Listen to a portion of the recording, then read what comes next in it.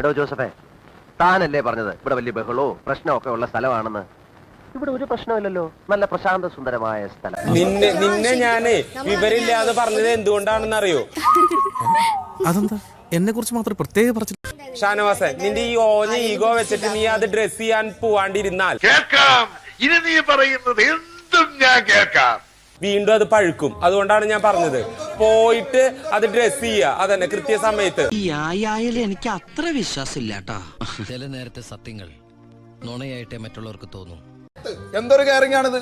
ഓ, അത് ഡ്രസ് ചെയ്തിട്ടില്ലെങ്കിൽ അങ്ങ് ഉണ്ടാക്കും. പാടായിരുന്നു.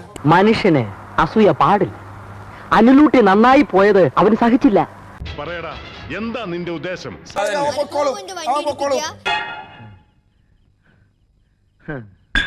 കംപ്ലീറ്റ് ലെവലാക്കി. അല്ലാതെ നിന്റെ ഇതൊന്നും വേണ്ട. ഒരു കുത്തിത്തിരിപ്പുണ്ടാക്കിയപ്പോ എന്തൊരാശ്വാസം. പല ആളുകളും വിഷം കുത്തിവെക്കാനുണ്ടാവും ഷാനവാസൻ. പല ആളുകളും വിഷം കുത്തിവെക്കാനുണ്ടാവും ഷാനവാസൻ. വിട്ടോടോ.